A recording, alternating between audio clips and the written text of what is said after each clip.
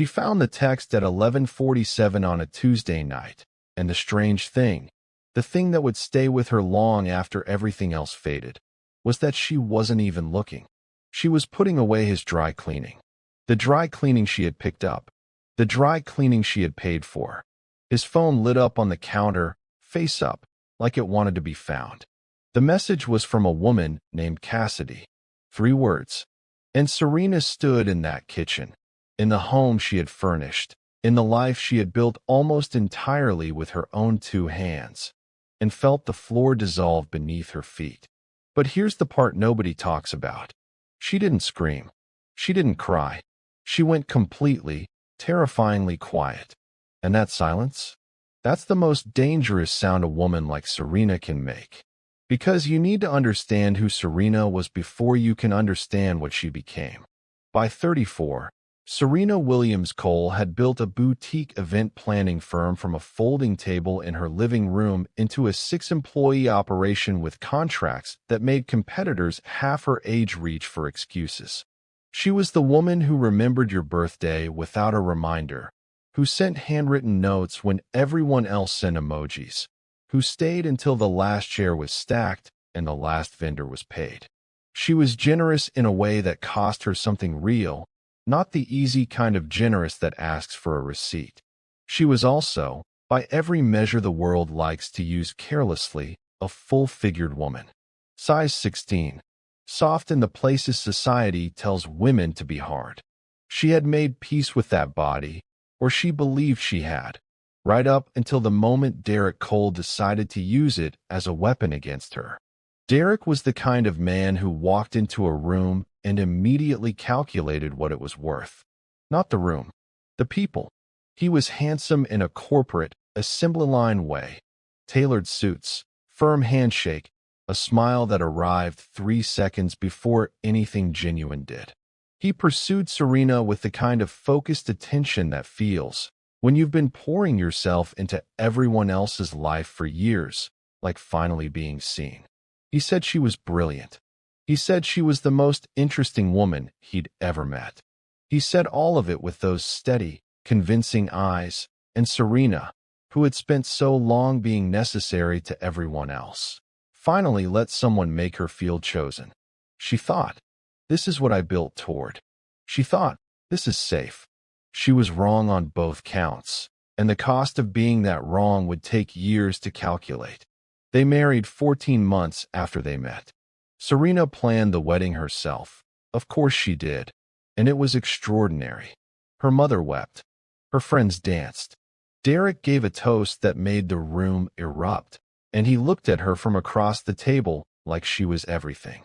She kept that look in her mind like a photograph for a long time afterward. It would be the last true version of him she ever got to keep. The cruelty didn't arrive with a declaration. It never does. It came the way water finds a crack, patient, invisible, and absolutely certain of the damage it intends to cause. The first time, they were dressing for a dinner party at his colleague's home, and Serena came downstairs in a burgundy wrap dress she loved, genuinely loved, the kind of dress that made her feel like herself.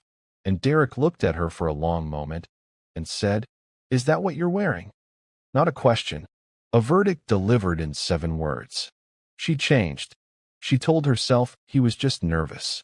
She told herself it was nothing. But nothing has a way of accumulating until it becomes everything, and she just hadn't seen that yet. The comments became a private language between them, a dialect of diminishment that only she was fluent in. He would pat her stomach in front of his friends and say somebody's been enjoying life, with that easy laugh of his, the one that invited the whole room to join in. And the room usually did, because Derek was charming, and charming people are masterful at making others look at them instead of the wreckage they're leaving beside them.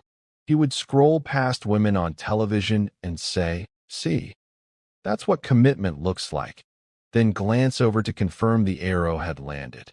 He started calling her comfortable instead of beautiful.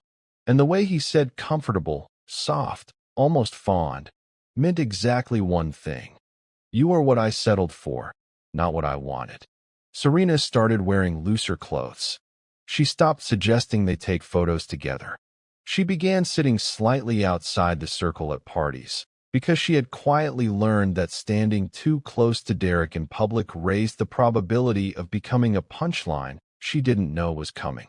And here's the thing that should make your chest tighten, nobody noticed. Because Derek was always so warm in the room's direction, and warmth is an excellent curtain. But there was something Derek didn't know. Something he never thought to look for, because men like Derek rarely think to look for what they assume isn't there.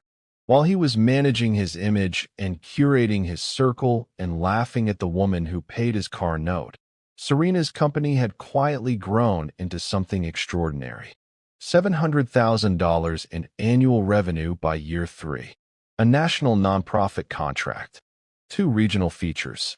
She had kept their finances almost entirely separate, a decision she couldn't have fully articulated at the time, one that lived somewhere below logic, in the part of you that knows something your conscious mind refuses to say out loud. Derek contributed to the mortgage. Serena paid for nearly everything else, including the Cabo anniversary trip he posted about on Instagram with a caption about gratitude that got 412 likes from people who had no idea what gratitude actually looked like in that marriage. He never corrected them, and Serena never said a word. But she kept records. Meticulous, detailed, professionally organized records, because that's who she was, and she couldn't have known then how precisely those records would one day matter.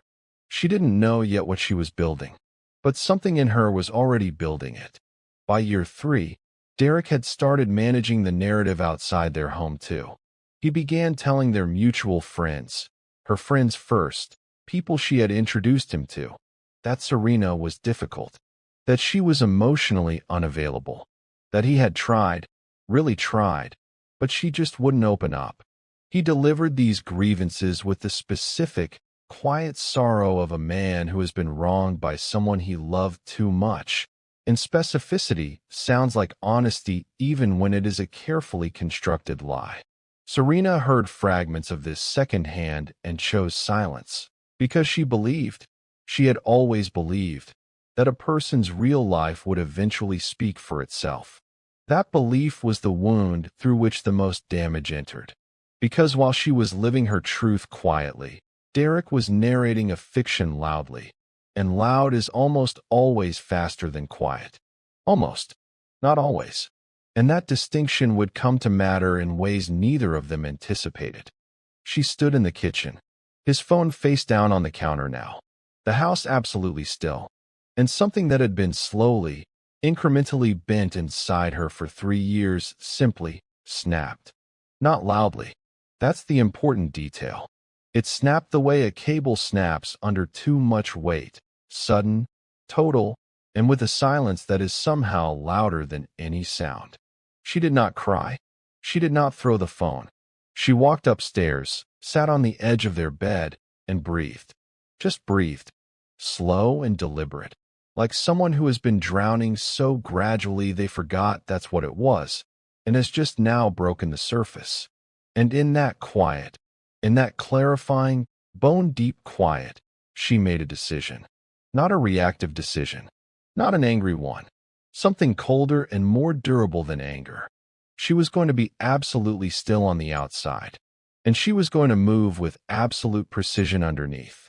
The next morning, she made his coffee exactly the way he liked it. She kissed him on the cheek when he left for work. She smiled in the right places. The moment his car turned the corner, she picked up her phone and called Beverly. Beverly was her attorney. And Beverly, it turned out, had been waiting for this call for 18 months, since the night Derek laughed about Serena's body in front of his brother at a dinner table, and Serena had quietly excused herself and sat on the cold tile of the guest bathroom floor for 11 minutes, alone, composing her face back into the expression of a woman who was fine. Beverly got to work the same hour. So did Serena. For the next 6 weeks, she played the role of a woman who suspected nothing, because suspicion is a warning and she was done warning him. She attended his work events. She smiled on his arm. She laughed in the right places at the right volume, and every single day, in the space beneath the surface, she was assembling the architecture of her exit. Financial documents, business valuations, a chronological record of texts and emails she had kept without fully knowing why. Messages from Derek that, read in sequence now, told a story so coherent, so damning, that it needed no commentary. Beverly called it airtight. Serena called it Tuesday. There was also one more thing she did, quietly, in those 6 weeks. There was an event coming. A charity gala hosted by Derek's professional circle, the same colleague's home where she had once changed her dress because of 7 words. She had actually been hired to co-coordinate it. She had negotiated that contract herself, months before the text message, and she had decided, calmly, specifically, with zero drama, that she would not be canceling. She had a different reason to be there now. She arrived 40 minutes before Derek. She had spent 3 days finding the dress. Deep green, structured at the shoulder, fluid everywhere else. It fit her the way clothes should fit, in agreement with her body rather than at war with it. She wore her hair natural, big, and unrestrained, the way Derek had always quietly discouraged, calling it a lot in that particular tone that meant too much. She wore it like a statement because it was one. She was a lot. She had decided, finally, to agree. When she walked into that ballroom, heads turned, not because of spectacle, but because of something harder to name. The specific gravity of a woman who has stopped apologizing for taking up space. Derek arrived and crossed the room to her faster than he meant to. She could see the calculation behind his eyes. Something was different, and he couldn't locate it. He said, "You look different." She said, "I know." He started to say something else, and she smiled, excused herself, and went to check in with the catering team because she had work to do, and also because she was finished standing in his orbit. And Derek watched her walk away with an expression his face didn't know how to categorize. He had never seen her walk away from him before. It looked, somehow, like an arrival. The evening moved. Wine was poured. Speeches were made. And at a particular moment, a moment Serena had not scripted but also had not left to chance, she found herself in a small group that included Derek, his closest professional ally Robert's wife, and 2 women Serena had known for years. Derek was mid-story, the kind of story she had heard before, about a vacation he was now narrating as his own idea, his own effort, his gift to her. She had heard it retold in 100 rooms. She had always let it go. She looked at him now and felt something that was not anger, not grief, not even satisfaction.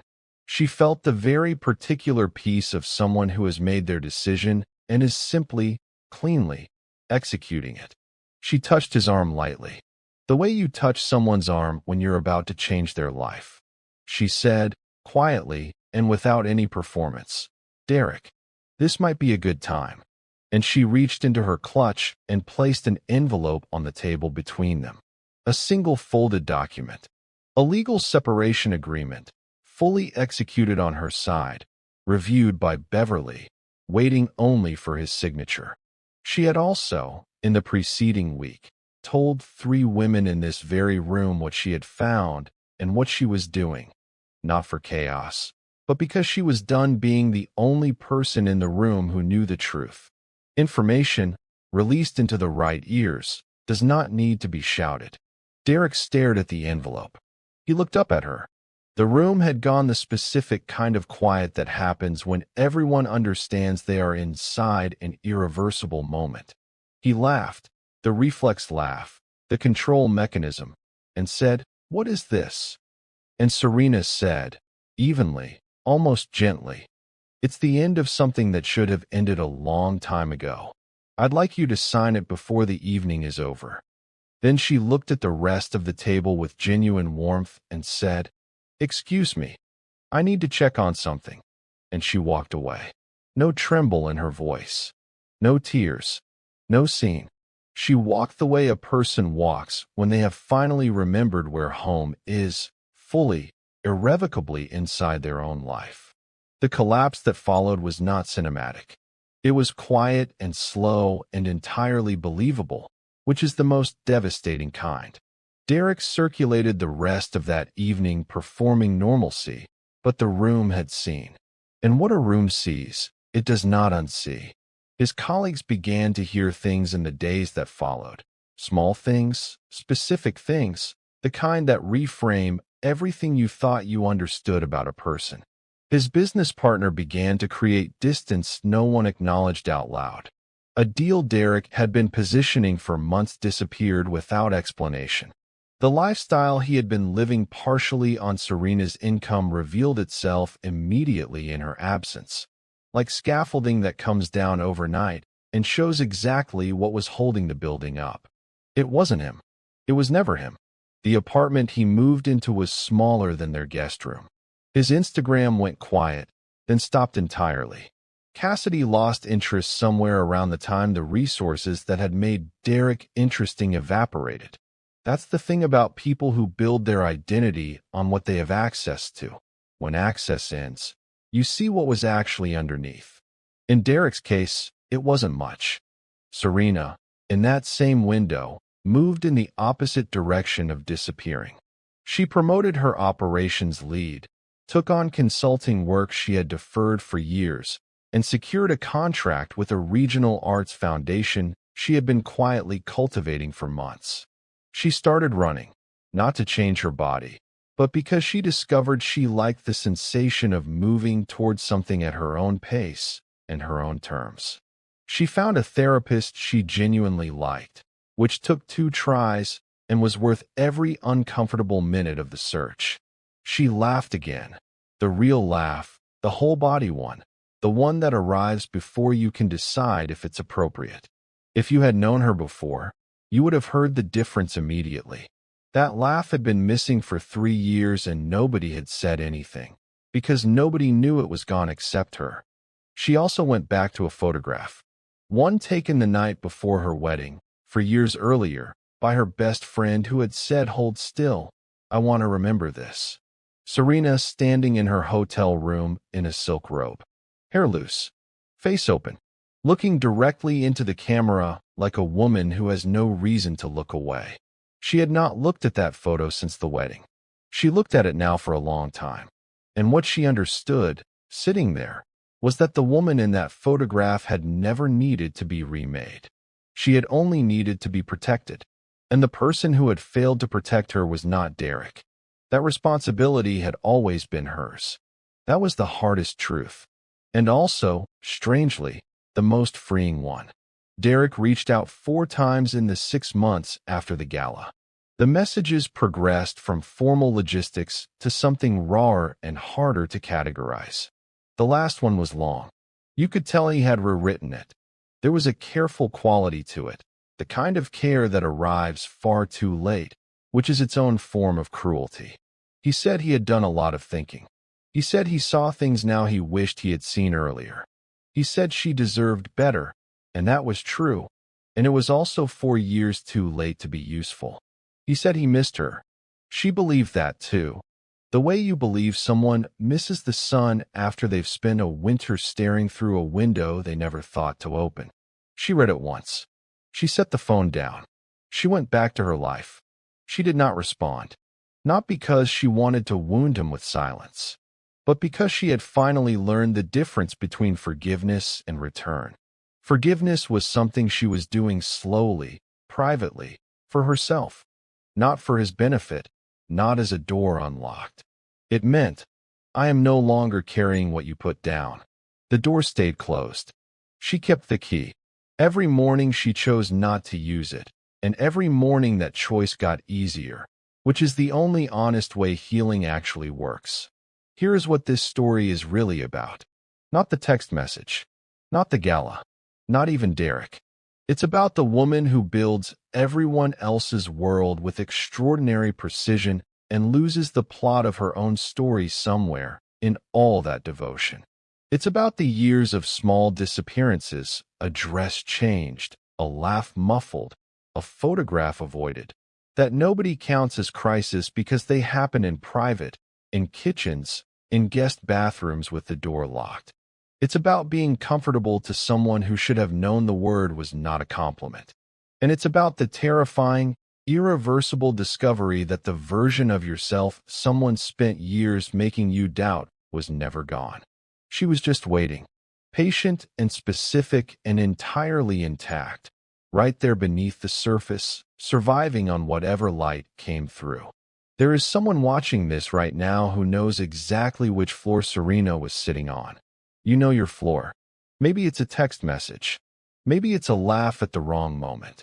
Maybe it's a look someone gave you while you were wearing something you loved, and you went upstairs and changed, and you have been changing ever since.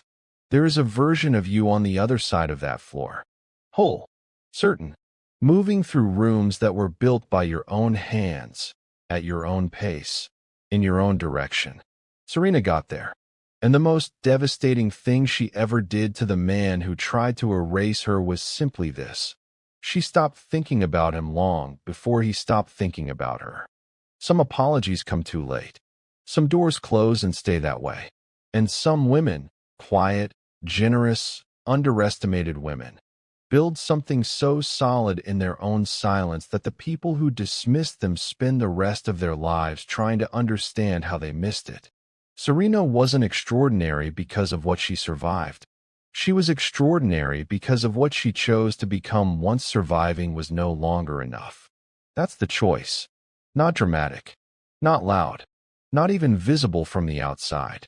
Just a decision, made in a quiet room, that today she will belong entirely to herself. If you're still deciding, you already know the answer. You've known it for a while now.